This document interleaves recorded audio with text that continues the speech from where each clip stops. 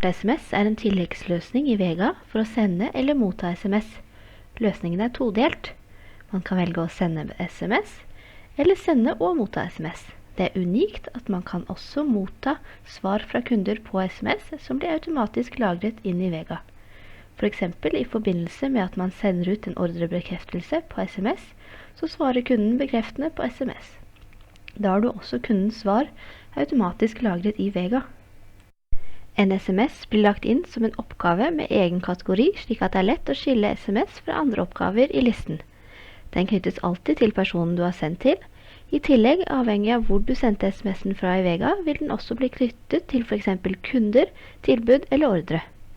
Det er enkelt å sende kunden en SMS direkte fra kunden eller kontaktpersonkortet for å for eksempel svare på et spørsmål fra kunden, eller for eksempel minne om neste møtetidspunkt. Har du oppdatert et tilbud og sendt på nytt til kundens e-post, kan du sende de en SMS og si at nå er oppdatert tilbud i mailboksen deres. Du kan også sende ordrebekreftelse direkte fra ordrebildet i Vega. Når man sender en melding fra tilbud eller ordre, har man tilgang til flettekoder, slik at man kan legge ved detaljer om tilbud eller ordre. Ønsker man å sende en melding i Vega, går man til SMS-fanen, skriver inn meldingen sin, og trykker «Send SMS». En SMS blir lagt til som en oppgave som er knyttet til brukeren som sendte den, personen den sendte til, eller tilbudet eller ordre den ble sendt fra. Her ser vi at det ligger en SMS sendt, og om vi går til personen, ser vi at det er en ekstra SMS i listen.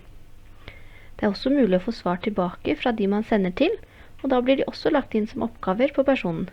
Som en del av løsningen får man en egen cockpit-liste med oversikt over sendte og mottatte SMS-er.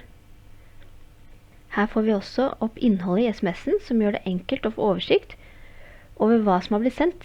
Det som er flott med dette er at alle brukere kan se samme liste og derfor se hvem som har mottatt eller sendt SMS. Det er også mulig å få opp en notifikasjon når en SMS kommer inn. Det kan også være ønskelig å sende ut en SMS til alle deltakerne i et prosjekt. Man kan for eksempel sende ut en påminnelse til alle angående oppstartstid på et møte eller en seminar. Eller man kan sende ut en takke-SMS for deltakelsen i seminaret eller møtet. På prosjektet finnes det også en SMS-fane. Her kan man velge hvem man sender til og hva teksten skal være. Her kan man benytte seg av flettkoder for å lage personlige meldinger.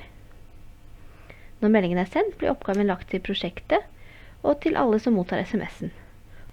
Om man ønsker å sende ut SMS til et helt utvalg av kontaktpersoner, har vi en løsning for det også. SMS-knappen i Vega kan hente opp predefinerte søk, slik at man for eksempel kan sende ut informasjon om produktlansering, nyheter eller tilbud til mange samtidig. Her har man også tilgang til flettkoder for å lage meldingene mer personlige.